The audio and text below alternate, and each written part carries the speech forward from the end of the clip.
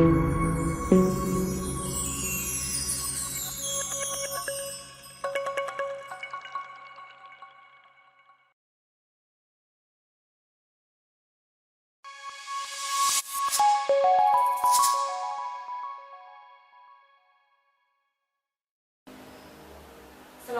warahmatullahi wabarakatuh. Pada video kali ini, saya akan menjelaskan tentang penyetaraan reaksi redoks menggunakan metode perubahan bilangan oksidasi atau disingkat dengan PBO. Pada video sebelumnya, saya telah menjelaskan tentang penyetaraan reaksi redoks dengan metode setengah reaksi atau metode ion elektron. Tetapi kelemahannya, soal harus dalam bentuk ion. Untuk metode PBO, soal bisa dalam bentuk ion maupun dalam bentuk senyawa. Coba perhatikan contoh berikut. K2Cr2O7 ditambah HCl akan menghasilkan KCl, ClCl3, Cl2, dan H2O. Maka langkah untuk menyetarakan soal ini yang pertama yaitu menentukan unsur-unsur yang mengalami PBO, yang mengalami perubahan bilangan oksidasi. Pada waktu kalian kelas 10 semester 2 telah mempelajari tentang reaksi redoks, telah mempelajari bagaimana menentukan bilangan oksidasi. Jika reaksi tersebut mengalami kenaikan bilangan oksidasi, disebut dengan reaksi oksidasi. Dan jika biloksnya turun, disebut reaksi reduksi. Sehingga untuk mengerjakan soal ini, kalian tidak perlu menghitung bilog dari semua unsur yang ada, tetapi hanya unsur-unsur yang mengalami reaksi reduksi dan oksidasi. Bagaimana caranya? Yaitu tentukan unsur atau molekul bebas yang ada dalam soal ini. Kenapa? Karena unsur atau molekul bebas itu memiliki biloks nol. Sedangkan selain dalam unsur atau molekul bebas, biloksnya tidak nol, sehingga mengalami perubahan. Jadi, dalam soal ini ada molekul bebas, yaitu Cl2. Maka bilog Cl dalam Cl2 yaitu 0. Kemudian kita cari di ruas kiri HCl, bilog Cl, H bilogsnya +1, sehingga Cl bilogsnya -1.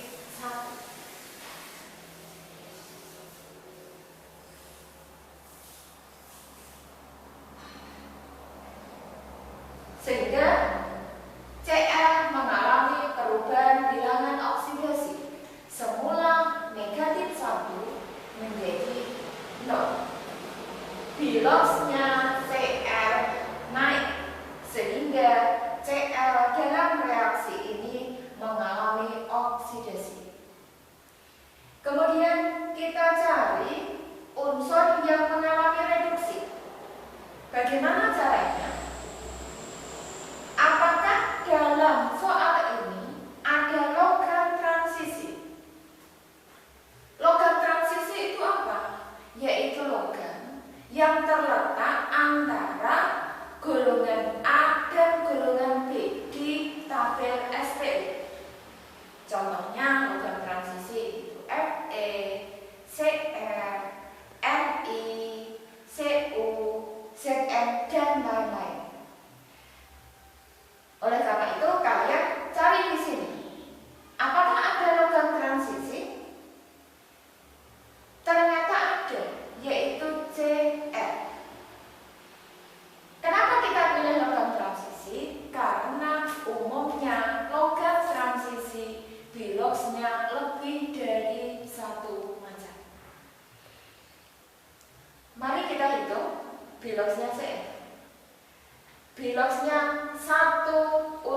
unsur CR.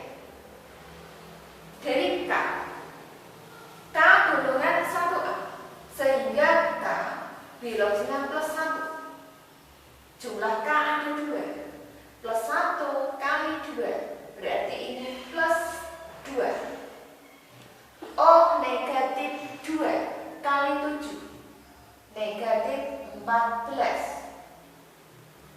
Karena ini senyawa, sehingga kalau dijumlah biloxnya 0, maka CR2 di sini plus 12. Karena ini negatif 2, ini negatif 14.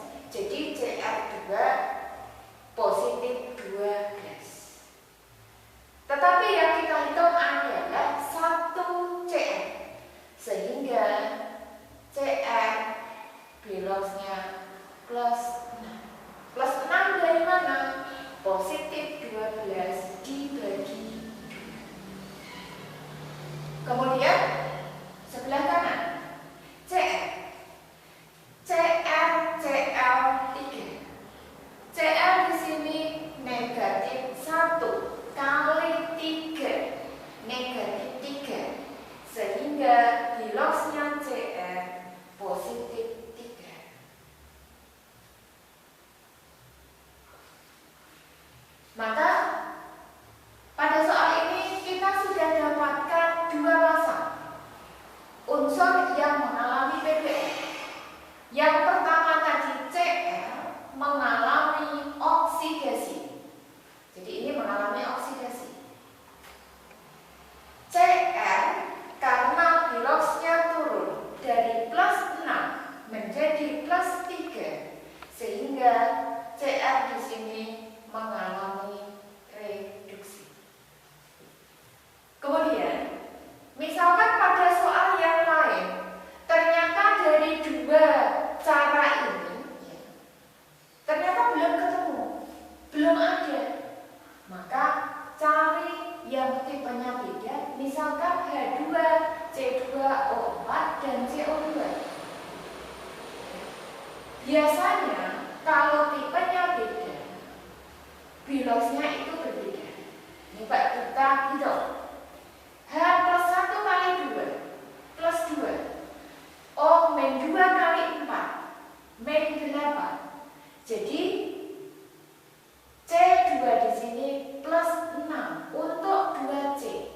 Yang kita hitung hanya 1C, sehingga biloxnya C di sini adalah plus 3. CO2 O min 2 kali 2 min 4, maka C-nya adalah plus 4. Jadi ini contoh jika dalam soal yang lain pakai tahap 1, 2 belum ketemu. Kemudian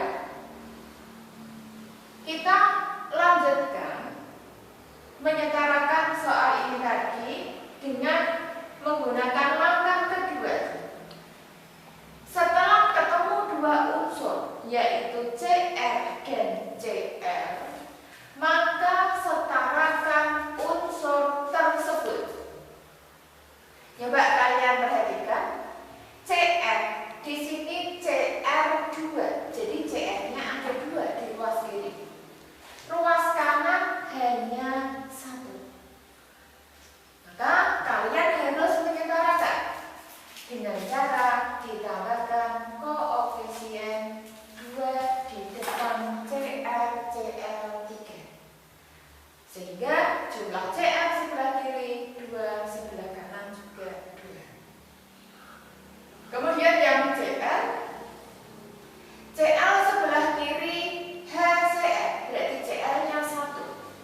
Sebelah kanan CL2, maka CL-nya masih berbeda, sehingga kita setarakan di depannya HCl, kalian beri koefisien 2. Jadi yang disetarakan menurut langkah kedua adalah unsur yang mengalami PBO saja. Jadi misalkan tadi CL itu hanya CL dalam HCl dan dalam CL2, maka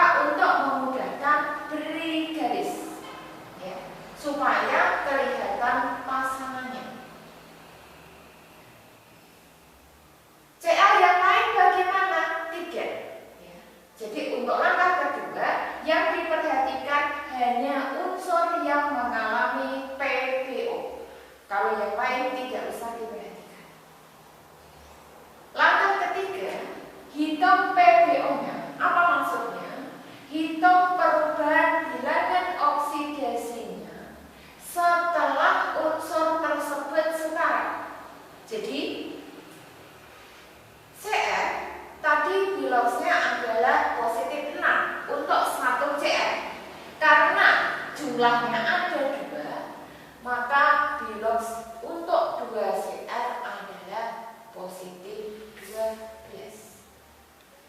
Kemudian yang sebelah kanan, karena Cr-nya sekarang ada 2, maka bilox keduanya adalah plus. Kemudian kemudian Cr negatif 1 kali 2, maka negatif 2. Yang sebelah kanan 0 kali 2 yaitu 0. Sehingga kita bisa melihat selisih. Hitung PBO-nya, selisihnya. Cr mengalami reaksi reduksi. Perubahannya berapa? Positif 12 menjadi positif 6.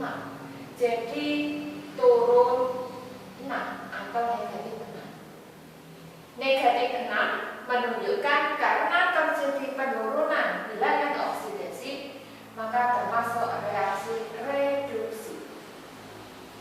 Kemudian yang Cl semula negatif 2 menjadi 0, terjadi kenaikan sebesar 2, jadi positif 2. Bilangan oksidasi Cl naik, maka reaksinya adalah reaksi oksidasi. Kemudian langkah berikutnya, perubahan bilangan oksidasi antara reaksi reduksi dan oksidasi harus sama. Jadi kalau ingin turun 6, maka perlu kita setarakan. Perubahan bilangan oksidasinya perlu kita setarakan, sehingga yang positif 2 kalikan 3, negatif 6 kali 1. Supaya, kenapa harus dikalikan? Supaya perubahan bilangan oksidasinya itu sama. Karena reaksi reduksi oksidasi itu adalah satu kesatuan reaksi. Selanjutnya, setelah ketemu angka 1 dan angka 3, maka angka ini nanti sebagai koefisien. Jadi K2Cr2O7 adalah 1, kemudian CrCl2 karena semula sudah punya koefisien 2 kali 1, maka ini adalah koefisiennya 2. Kemudian HCl semula koefisiennya 2, kemudian kali 3, maka ini adalah 6. Kemudian Cl2 koefisiennya adalah 3. Jadi sesuai langkah 1, 2, 3, maka dihasilkan 4 koefisien. 1 untuk K2Cr2O7, 6 untuk HCl, 2 untuk CrCl3, dan 3 untuk Cl2. Padahal di soal ini masih ada KCl dan H2. Maka bagaimana kita mengutarakan? Karena ternyata masih ada 2 yang belum punya koefisien. Maka kita gunakan langkah keempat. Setarakan kation, anion, hidrogen, dan terakhir nanti oksigen. Apa maksudnya? Di soal ini ternyata ada yang kation, anion yang tidak terlibat dalam reaksi redoks, yaitu kationnya adalah K+. Tadi kita tidak membahas tentang K+ biloxnya berapa.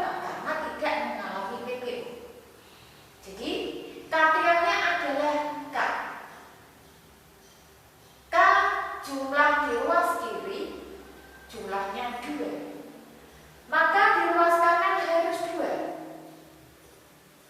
KCL. Sehingga kalian bisa tambahkan angka 2 di sini.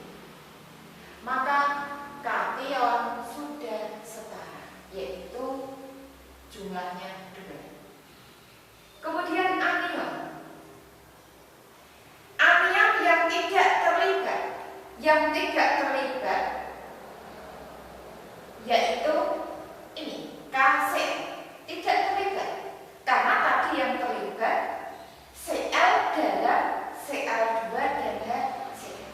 Jadi ada anion yang tidak terlibat, yaitu Cl-. Ini tidak terlibat. Yang ini tadi yang saya jelaskan bukan Cl-nya, tetapi C. Jadi ada anion yang tidak terlibat, yaitu Cl. Kita hitung. Cl-nya ada 2. Kenapa ada 2? Mengikuti K. Jadi Cl-nya 2.